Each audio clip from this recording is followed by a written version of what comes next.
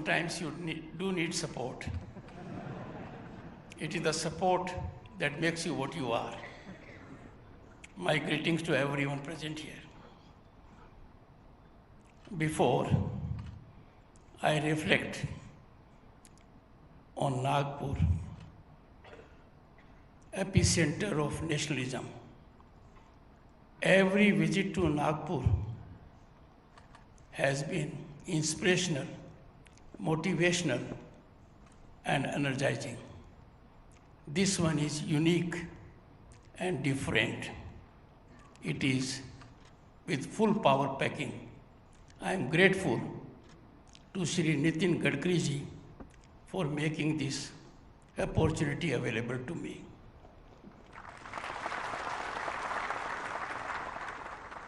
It has been indicated that Nagpur is known for oranges, and it is also known for tigers. Two of the tigers are present here on the stage.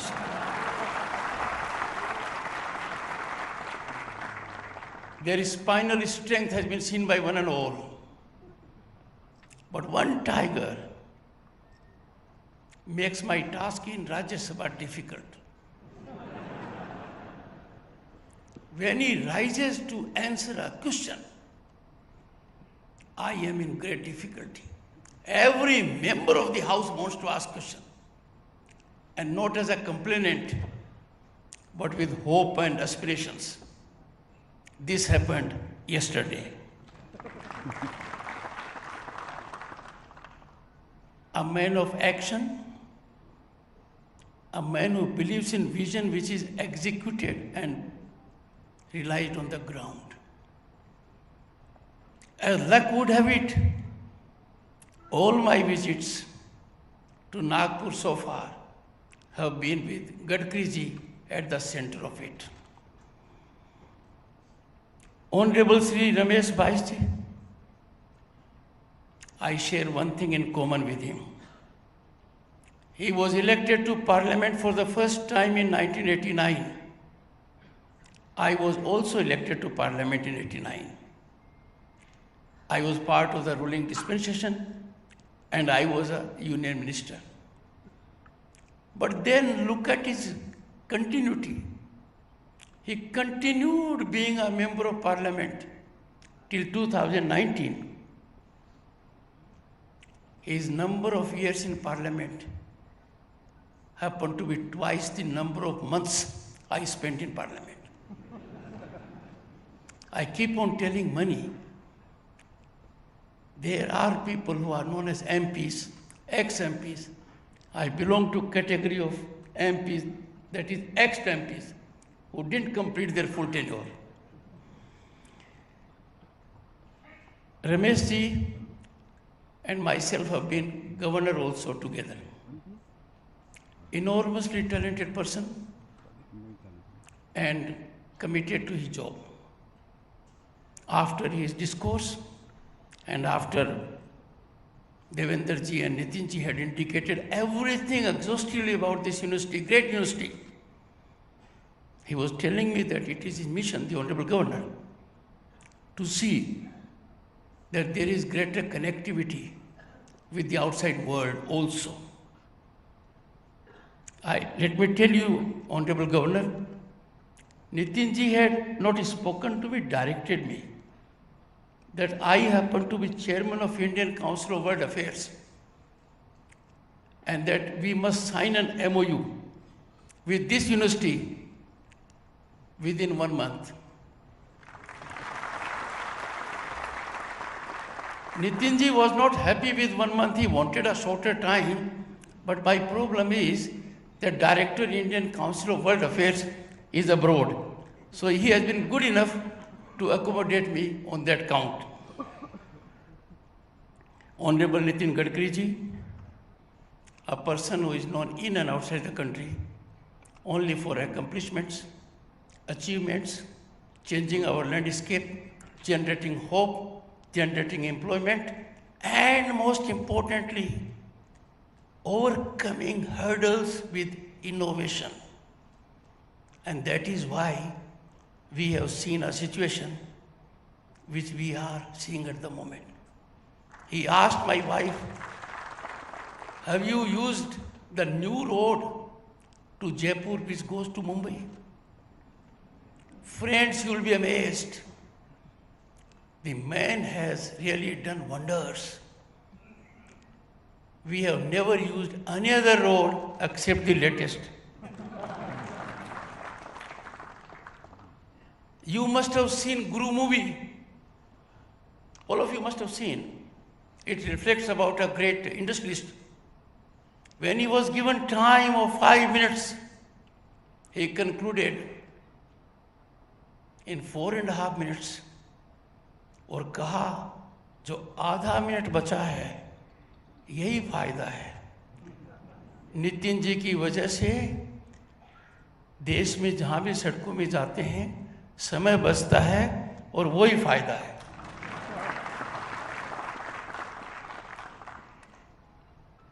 I am great admirer of Devendra Fadnavis ji, Honorable Deputy Chief Minister and son of the soil. I have been in virtual connect with him.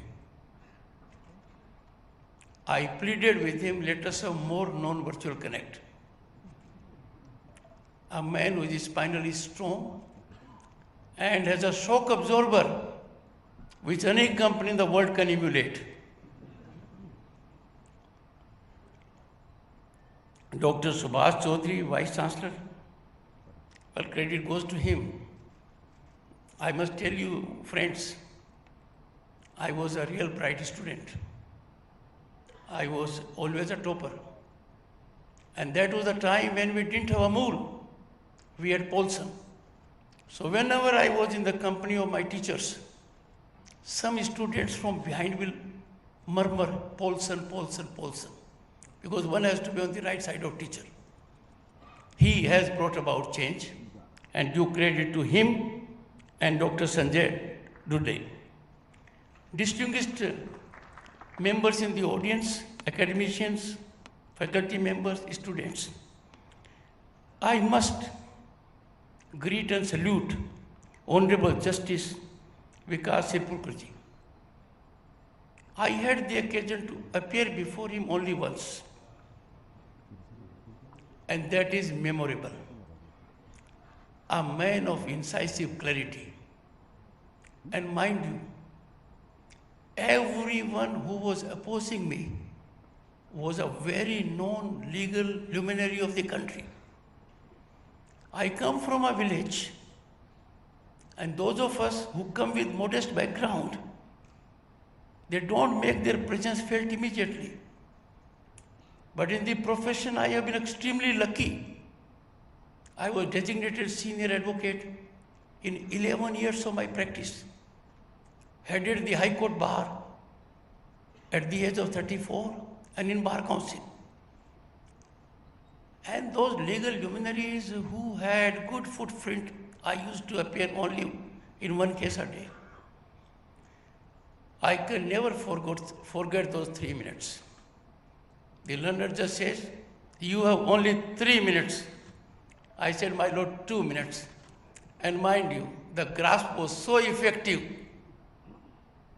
the others had no answer. My salutations to him, sir.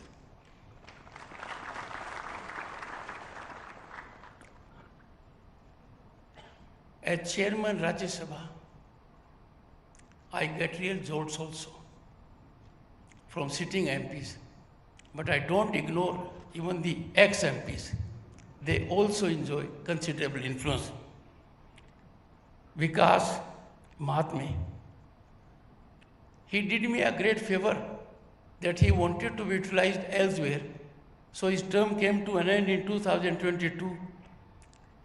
I joined few months later. But I gathered from the Rajya Sabha Secretariat a man of commitment and believed in discipline and decorum. Honorable members of this august assembly, at this historic occasion, I can tell you, for me, it's a delightful moment, a moment I will ever cherish. I am honored and privileged to be associated with such an educational institution whose alumni have made the nation proud and contributed for public welfare extensively. Honorable members of this august assembly, I would agree with the previous speakers, and each of them has signaled it. Transformational change is brought about only by education. It is the education that alone can make a difference. Universities are living entities of sublime idea and ideals. They remain alive eternally in our progress, in our achievements. We have had universities in our country like Takshila, Nalanda, and have made India Vishwaguru. These institutions are eternal in our collective national memories.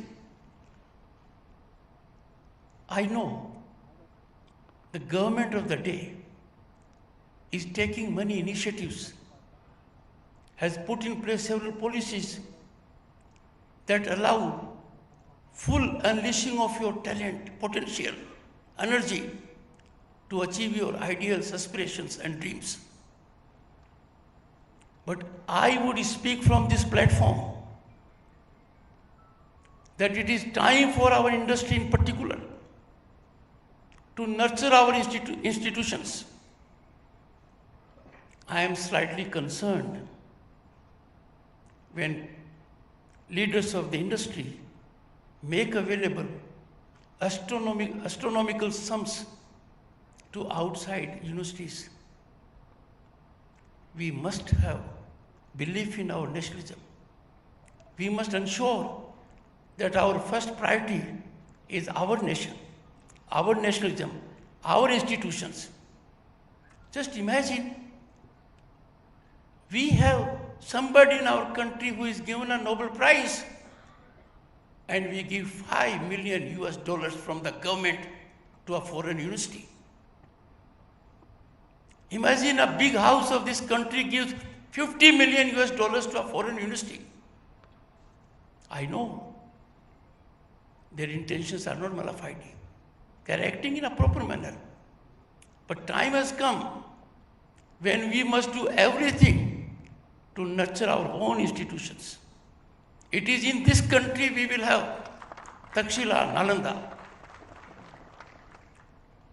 Nowhere in the world you will find that kind of faculty which is in our country. If you go all over the globe, you will find the top corporate houses are having at their apex level Indian mind. That being the situation, I would make two important suggestions for consideration of the faculty and my young friends, boys and girls. One, economic nationalism cannot be compromised on fiscal considerations. And this is a very serious matter. In this country, क्या दिए, candle, kite, furniture, ऐसी चीजें बाहर की आएंगी? क्या हम उनको इंपोर्ट करेंगे क्योंकि कुछ सस्ती हैं? Trade, industry and business has to be extremely sensitive to this. This will help our country greatly, and this can be achieved only by citizens awakening themselves. This effort has to emanate from each individual. And second, reckless use of natural resources. That can't be permitted. No one has a right to use energy, gas, petroleum, water because he or she can afford. Your pocket cannot determine how much you have to use, because there has to be optimal utilization of natural resources. That is our bounden duty. Let me tell you, friends, I am admirer of Gadkari ji for two good reasons. He finds solution by innovation and out of box. And that is why you'll find in roads in particular, he has developed utilization of material that otherwise were causing huge problem to us in our growth history. I'm sure you will bear this in mind. This university, look at the time when it was established. Look at the challenges that were around, and traversing 100 years is absolutely a journey most memorable, fructifying all our aspirations, making us proud every moment. I felicitate all previous Vice Chancellors, the present team, and the alumni. But one idea I have been cherishing for a long time. Alumni of our institutions are natural think tank. They can contribute massively for growth of the nation. They can contribute to policy formulation. So I have given an idea for consideration of academicians and those who are at helm of affairs of universities. Let us have Federation of Alumni Associations. If there is a structured body that has alumni from institutions like yours, IITs, IIMs, and other institutions, and if they converge on a particular point of view, then two results will be there positively. One, they will help governance policies massively. And secondly, they will get an opportunity to structure giving back to the society by giving it to their alma mater.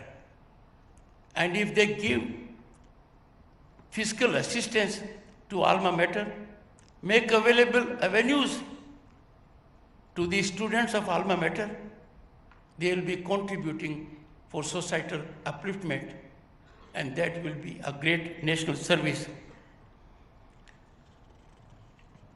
Friends, after more than 3 decades, the country came to have a new national education policy. It's a game changer. It has taken note of our civilizational ethos. It has reduced that part of education which was dragging the student. It has become skill-oriented. It has become aptitude-oriented. It allows you flexibility. And in the evolution of this policy, I am personally aware, by virtue of being at the relevant time Governor State of West Bengal, that inputs were secured from all stakeholders. This policy is already showing results. From this platform, I'll appeal to some of the states who, for reasons which can't be rationalized and who have not adopted this policy, to take a proactive step and end injustice to the students, and must immediately adopt national education policy. I'll tell my young students that when I was a student, difficulties were there. It was very difficult at that time. If you pass out from a university or college, you take a leap in the larger world, you will not have resources. I was enrolled as an advocate and wanted rupees 6,000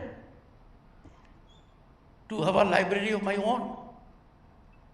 I still remember vividly the bank manager of a nationalized bank who gave me that without security. And look at the big change that has taken place now. Money is no consideration. You have to have an idea in your mind. You have to think out of the box. You have to take initiative. And that is why India can take pride in the number of startups we have, number of unicorns we have. We are envy of the world on those achievements. the historic achievements which the nation has attained under visionary leadership of the Prime Minister Shri Narendra Modi. The world is stunned. I'll give you 3 illustrations. In 2022, we had digital transfers to the extent of 150 trillion US dollars. And those transfers constitute 46% of global transactions. Those transfers are 4 times the combined transfer by digital mechanism in the US, UK, France and Germany. Could you believe it? Look at our achievement to that extent. 4 times. Indian mind is genius. Even if there is no education, we are quick to learn. And that is why a fleet of 850 million smartphone owners, over 700 million internet users, and look at the per capita data consumption on internet. In 2022, per capita data consumption on internet by our citizens was more than that of USA and China taken together. That's a great achievement. We must take pride. We look at the other angle. When it came to world economy status, we were in double digit just a decade ago. We could never imagine where we will be. But in September 2022 came a gratifying moment, a historic moment. Bharat became the 5th largest global economy on the earth. And what an achievement! In the process, we overtook our erstwhile colonial rulers, the UK, the Britain. And by turn of the decade, no one has doubt, India will be 3rd largest global economy. But those who are in the audience as students, some of us may not be around in 2047 when India will celebrate centenary of its independence. That you will be at helm of affairs. My young friends, boys and girls, you are warriors of Bharat at 2047. You will make the difference. You will ensure that at that time Bharat will be Vishwaguru and we will be number 1 economy of the world. And why not? Our past is proof of it. Look at institutions, Nalanda, Takshila. Look at our global participation in economy. Look at our economy then. It was center of the world and we were number 1. That will happen for sure, and I have no doubt about it. There can be no better place than Nagpur to put my concern. And my concern is, can we allow just anyone, untenably, irrationally, without basis, to taint, tarnish, demean, insult our constitutional institutions? When the entire world takes India, and IMF has indicated it in categorical terms, that India or Bharat is the favorite destination of investment and opportunity, some of us want to muddy that pudding. Some of us want to give the other point of view. Friends, time has come when we must do everything as individuals to neutralize anti-India narratives. And you know why it is happening? India never had that kind of global prestige, reputation, standing as it has now. Never ever in the history before an Indian Prime Minister commanded so much respect as Sri Narendra Modi has done. Take the case of his US visit. When he was addressing the legislature there, Congress and Senate, and he said two things: AI, artificial intelligence, and when he said the next thing, America and India, the entire house there spontaneously greeted him, because that is the situation. Both countries are democracies. We are mother of democracy. We are oldest democracy. No country in the world, mark my words, no country in the world has constitutionally structured democracy as Bharat has.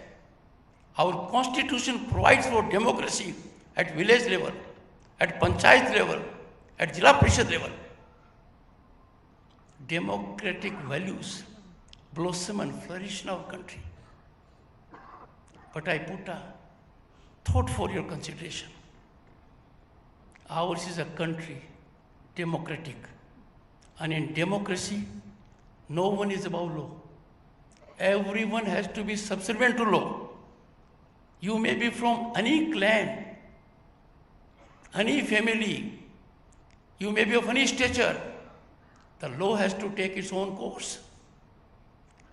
But surprisingly, when law takes its own course, people take to streets. Can that be countenanced? Can that be overlooked? If one is being visited with consequence in law as per law, the only recourse is to avail the robust judicial system our country has. And our robust judicial system is highly independent. There can be no doubt about it. I therefore appeal to all of you, particularly my young friends, generate an ecosystem where such kind of tendencies are dealt with and neutralized. They are not in the interest of the nation. Friends, what we are seeing all around now, something which we never dreamt, we never thought of, it was beyond our imagination. The Honorable Governor and myself were members of Parliament in 1989. We had one power in our hand, 50 gas connections. And those 50 gas connections, Gadkari ji, that was our power. We could in a year give 50 gas connections to anyone we like. Imagine the ground reality today. 170 million gas connections given to the needy families, and everyone has it. So big change has taken place. Everyone in the world, let me tell you, I've been as Vice President out thrice. They are stunned. After all, we are a country of 1.3 billion people plus. They ask me, how did you tackle COVID? Now, COVID was tackled in this country by most imaginative mechanism of the Prime Minister. In a country as large as ours, as diversified as ours, with all political space being occupied differently, the Prime Minister came with an idea of people's curfew to begin with. और वो जनता के curfew ने कमाल कर दिया. उस जनता के curfew ने एक ऐसी भावना जागृत की कि इस पेंडेमिक का, that is non-discriminatory, it doesn't spare the rich, the poor, developed nations, developing nations. वहाँ हमने क्या नायब तरीका निकाला. और कहने के लिए हम हमारी सांस्कृतिक विरासत में विश्वास नहीं करते. ये जमीनी हकीकत है. कोविड के दौरान जहां एक और भारत की जनता को वैक्सीनेशन दिया जा रहा था, हमारे देश ने परंपरा को निभाते हुए पड़ोसी देशों को, नीडी देशों को कोवैक्सीन मैत्री के माध्यम से कोवैक्सीन दिया। और अनेक विश्व के नेता जो मेरे से मिलते हैं अपना आभार प्रकट करते हैं कि ऐसे मौके पर आपने मदद की जिसको हम कभी भूल नहीं सकते। Friends, I will tell my young friends, never fear the fear, never be under stress and tension. Fear of the fear is the greatest drawback a human being can suffer. No one has ever succeeded in the first attempt. Most historical achievements, scientific discoveries, inventions have been after multiple efforts. Therefore, allow full leg working space for your talent. Be slow to judge and quick to understand. The level of intolerance we have these days, we are just not prepared to listen. We are not prepared to consider the other point of view. We are so intolerant of the other point of view. I appeal to my young friends, don't have that approach at all. Keep open mind with the people who disagree with you. The moment you will appreciate their stand, you will be wiser. That does not mean your stand is wrong. That does not mean you have to agree to their stand. Truth is most important. But the real pursuit of truth is to engage with people who don't think the way you think. और तभी जाकर ये अमृत निकलेगा। यदि अगर हमने हमारी बात को जिद बना लिया, हमने असहमति को विरोध बना लिया, हमने प्रजातांत्रिक मूल्यों को तिलांजलि दे दी, I pose a question to myself, parliament का क्या मतलब है? पार्लियामेंट का मतलब है कि देश भर के प्रतिनिधि वहां आते हैं, हर वर्ग का प्रतिनिधित्व करते हैं। उनका दायित्व है to engage in debate, dialogue, discussion, but certainly not for disturbance and disruption. अब इसका उपाय आप लोगों के पास है। वो बात कभी आगे नहीं बढ़ सकती जिसको जन समर्थन नहीं मिलता है।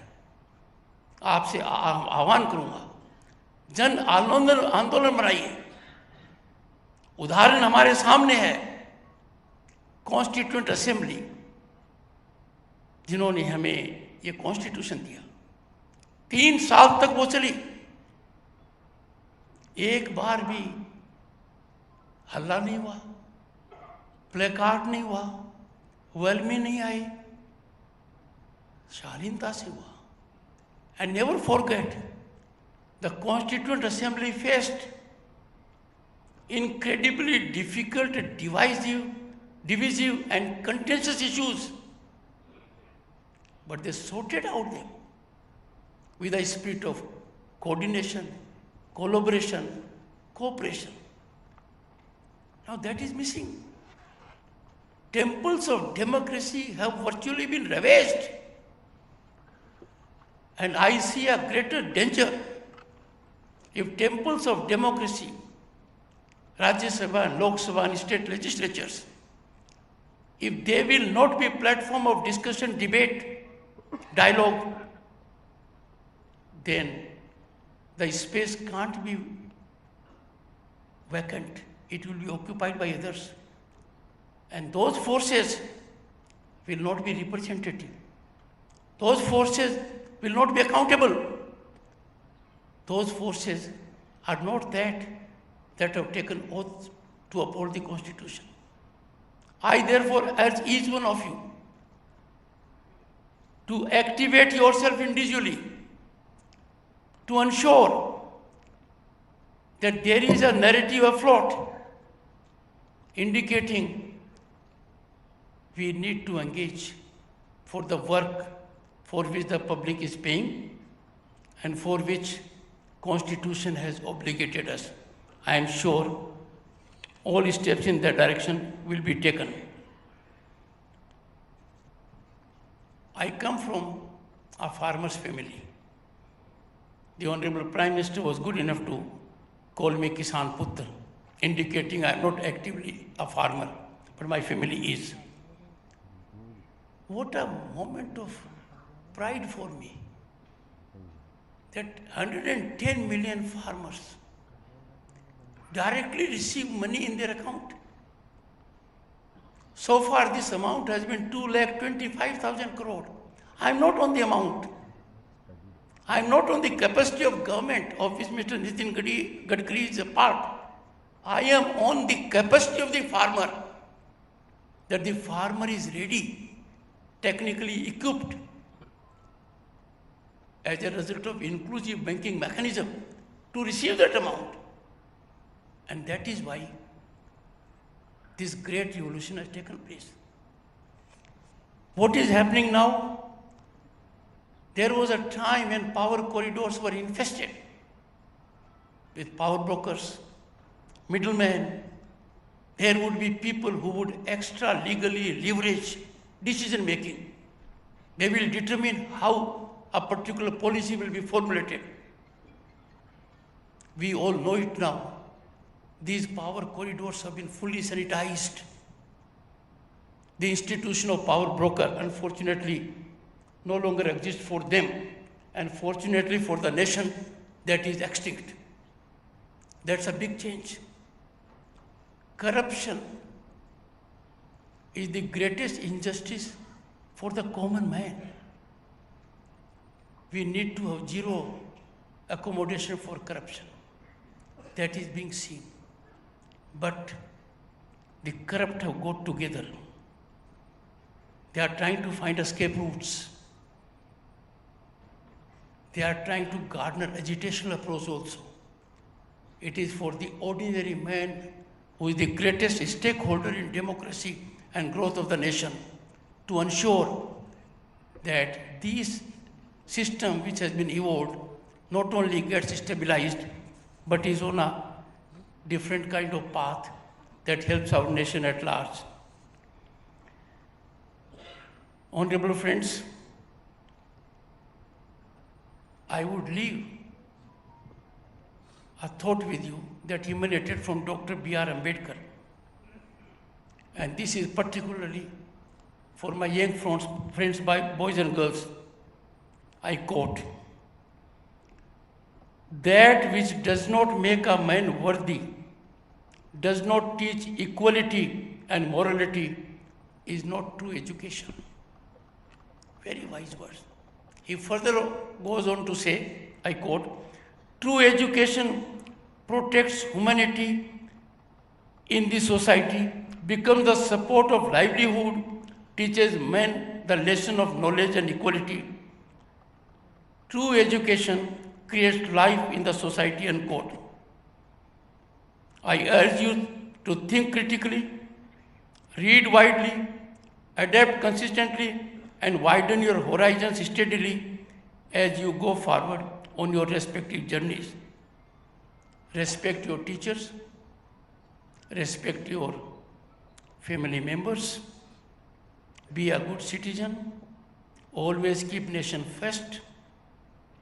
Keeping nation first is not optional. It is imperative. It is only way. Jai Bharat. Thank you.